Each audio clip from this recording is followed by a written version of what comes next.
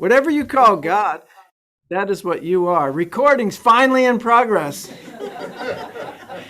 Well, that's good news.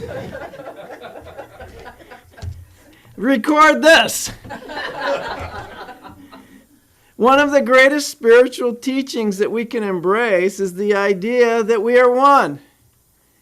That's going to end all of your problems and all the problems of humanity.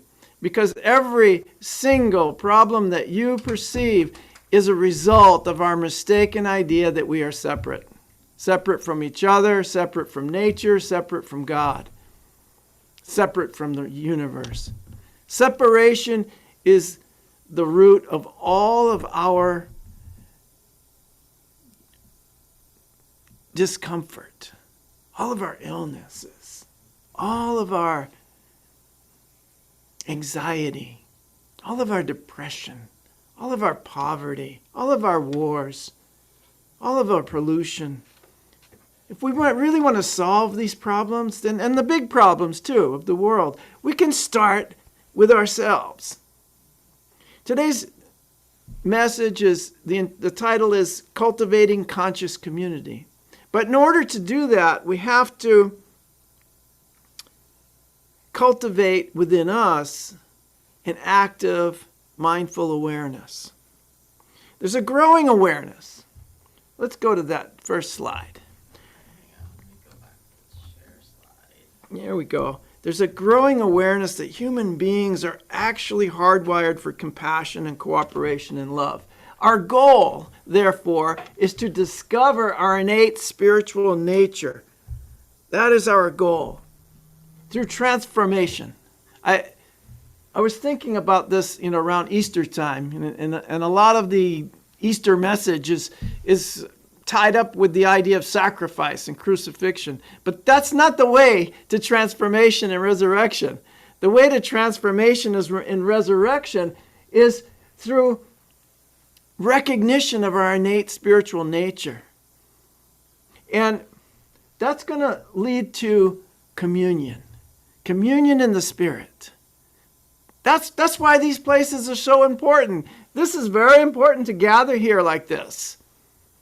And if you have it in your heart how important it really is, if you can get deep in your consciousness and in your heart that the most important thing you can do in life is to heal your sense of separation, you're going to be here every week. And not just on Zoom, guys. I see you up there. If you live close by, get in your car and come down here for the workshop. Because it is important that we get together physically and share our energy. It's great that we have technology. It's great that I can see your face on Zoom and that we can share ideas intellectually. But I want to feel your energy. I want to help to inspire a healing within you. A healing of that sense of separation. We're all victims of trauma. We've all experienced the trauma of the belief in separation and all of the ways that is manifest in our lives. And so if we want to cultivate conscious community, we're going to have to start with ourselves.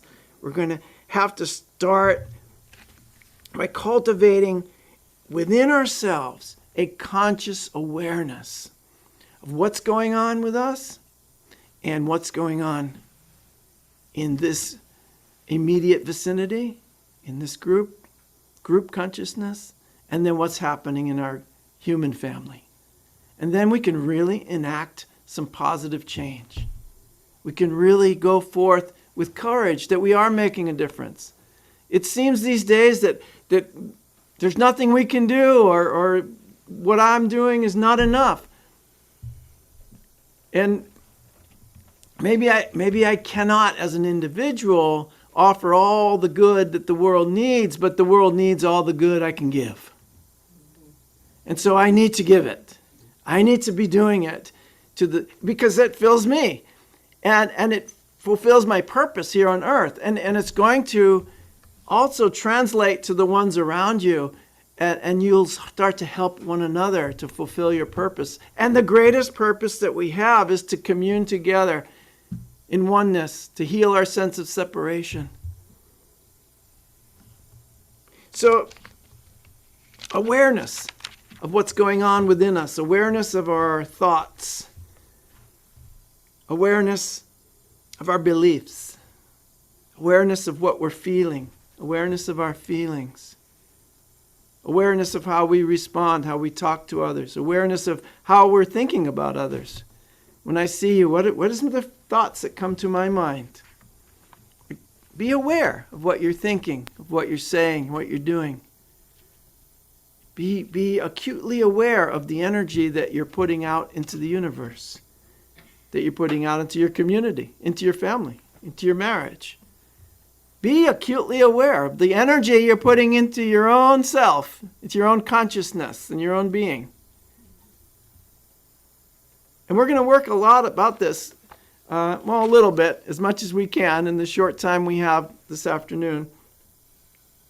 Because this is the most effective way to cultivate a conscious, cooperating, loving, and peace-filled community, is to get peaceful with what's going on in here. What's going on in here. Get peaceful with that. Get excited that you have the power to change your mind. You know, in fact, this is the basis of the third principle of unity. You know this, if you go to the next slide. We create our experiences by the activity of our thoughts, our feelings, our beliefs. And so, to be aware of our thoughts, feelings, and beliefs, we know that we'll be manifesting in the physical realm loving thoughts, a belief that everyone is innately good. We'll be manifesting peace. We'll be manifesting joy. We'll be manifesting abundance, prosperity, cooperation. Why? Because everything has its beginning in thought. Everything in the manifest realm has its beginning in thought. What am I thinking? What am I holding? And thinking's not just in your mind. What am I holding in my heart? Am I holding anger in my heart towards anyone? The answer usually is yes. But I can do something about it because I can make a choice to stop and send them well wishes, to send them awakening thoughts, to send them love. I don't need to invite them over for dinner, but I can send them love. If they transform enough, maybe they'll invite me over for dinner. But the point is really to get in touch with yourself. Getting in touch with what's going on within us. That's what I'm talking about in terms of cultivating conscious awareness. It's an inner awareness. From there, we begin to pay attention to the outer world. From there, now we have a completely different perspective. A perspective that the outer world is always a reflection or an extension of our inner world. Once you got that, you're happy to work on yourself. You're just joyful to work on what's going on inside you. You can't wait for the next workshop. You can't wait for the next Sunday service.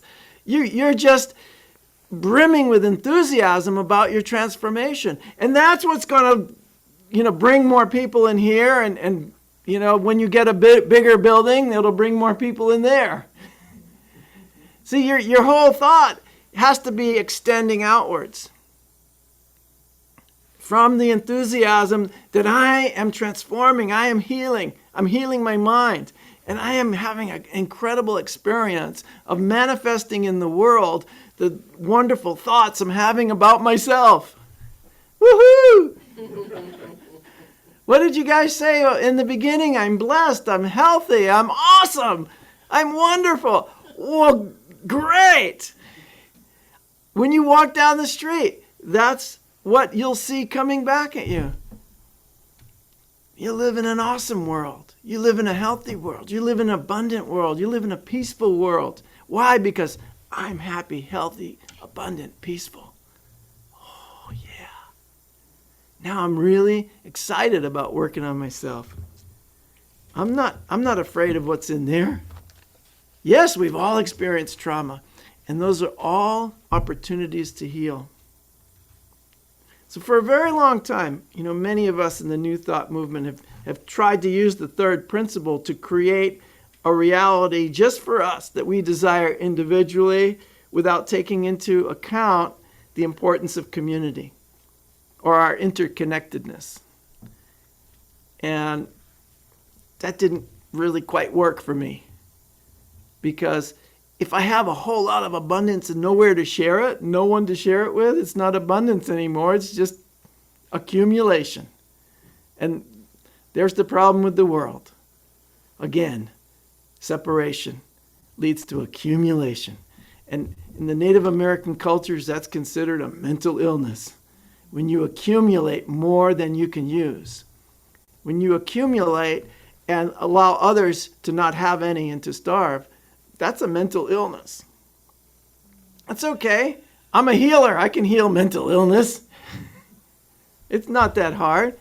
You heal the separation, which is the cause of it.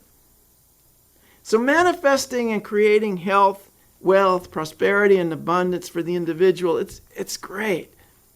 But I think it's also the next step is to think about how you'll be truly satisfied. And I don't think you'll be truly satisfied unless your prosperity leads to another slide. An abundance of slide. Yeah. So your prosperity and abundance has to include everyone. Is what I'm receiving now part of an abundance for my community? Is it part of an abundance for my family? We can accumulate and we can feel like, wow, I'm winning the game. But if we're not giving it away, we're going to feel empty. The more we give, the more we receive. That's a spiritual law. And I believe it to be true. And yet, the trauma I've experienced as a separate being, leading to thoughts of lack and limitation, tell me, you have to hold on. You have to pay your bills.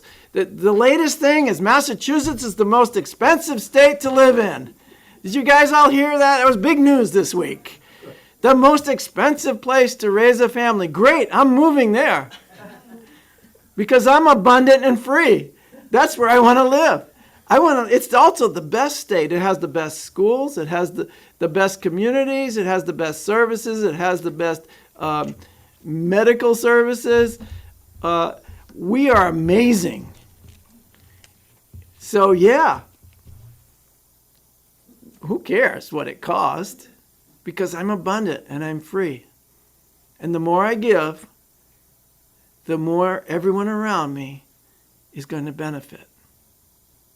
Now you can, move to a place where it doesn't cost that much to live and have a big, huge house, and you can walk by the people living in the street and not care. So these are all manifestations of your thoughts. If the third principle holds true, everything in the manifest realm has a beginning in my thought, then what I'm seeing out there is also a result of my thinking, or let's call it a collective energy of thought. That's why I want to cultivate conscious community, to be conscious of what we are cultivating and growing. Yeah. Are we abundant? Are we free? Are we awesome? Are we blessed? All the things that you told me in the beginning. Is that really true for you? Then give it away. You'll be more abundant and free and awesome and blessed. Because the person next to you is going to feel abundant and free and awesome and blessed. Right? And when that person's feeling that way, wow, that makes me happy. I'm happy when you're happy. Yeah. If you're happy, that's the best feeling in the world for me. So imagine all the people sharing all the world. This is the song from John Lennon. Well, imagine how you would feel. Let's go to the next one.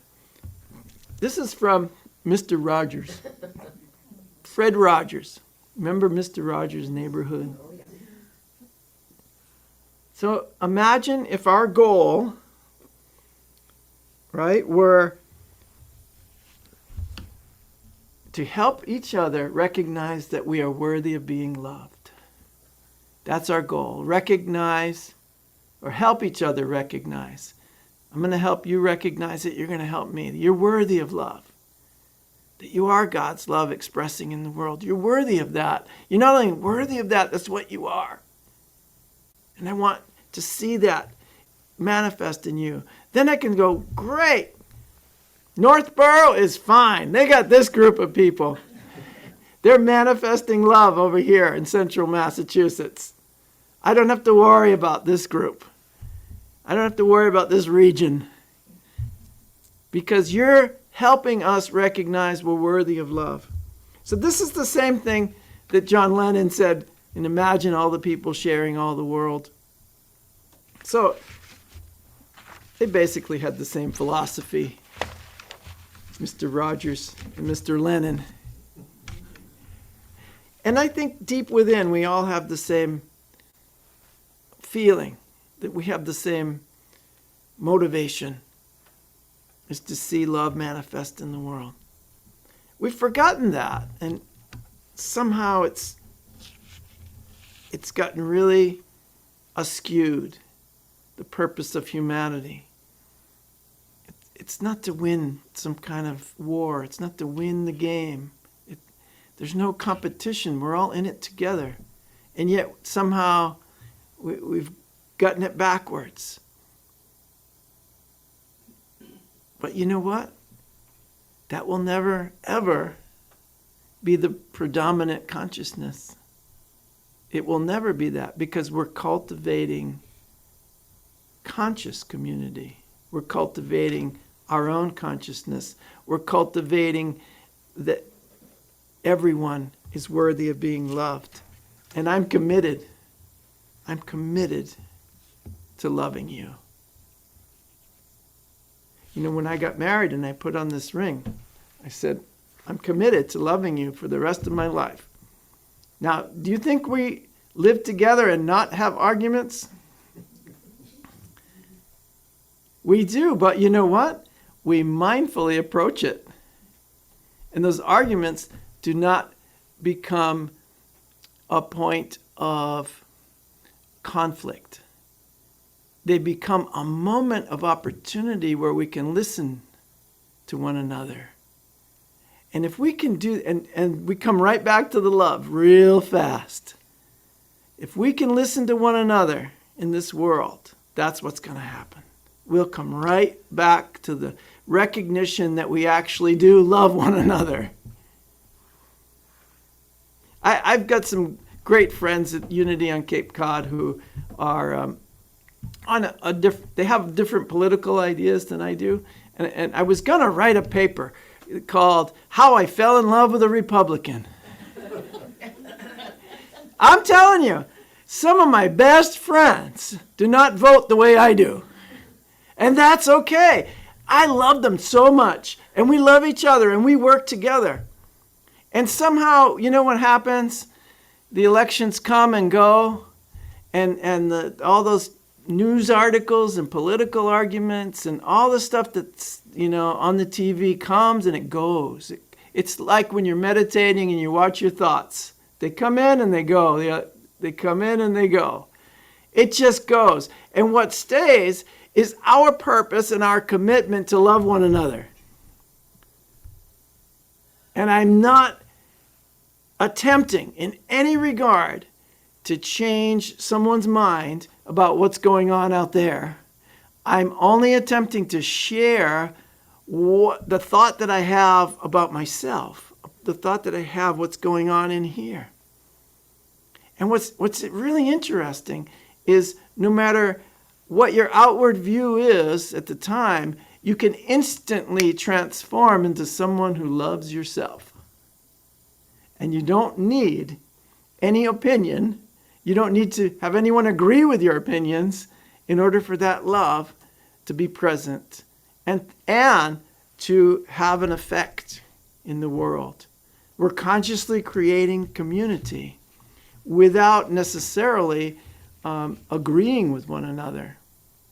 What we do agree on is that God is in us. Now that could create an argument right there. But I'm not here to argue with anyone who says God is out there. What I'm here to do is listen. What I'm hearing is God is within us and all around us. God is everywhere. If God is everywhere, then it's out there if you perceive an out there. If you've advanced very far in your consciousness, you know there's no out there out there. You know it's all in here. Because why? The third principle of unity. Everything in the manifest realm has its beginning in thought. So my thought about you is going to be my thought about myself. So as I cultivate an awareness of my true nature as a spiritual being, those are the thoughts that I will keep about myself. And those are the thoughts I'm going to have about you, no matter where you are in your understanding of life and yourself. My understanding of myself is my job. And it's really great because now I won't say I don't care, because I care very much about you. But I'm not really concerned about where you are in your process. I am just openly sharing the vibration of where I am in my process. And you feel it. You feel it, don't you? Are you got something going on?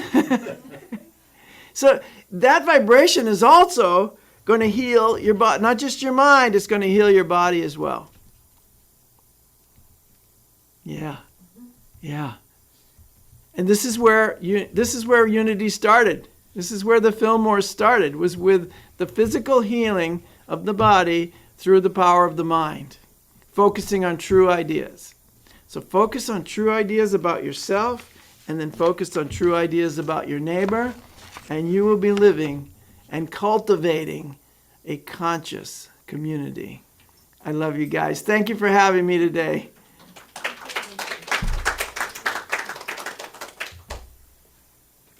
So we're going to enter into a little meditation around this. I don't think this is working. So I'm going to unplug it.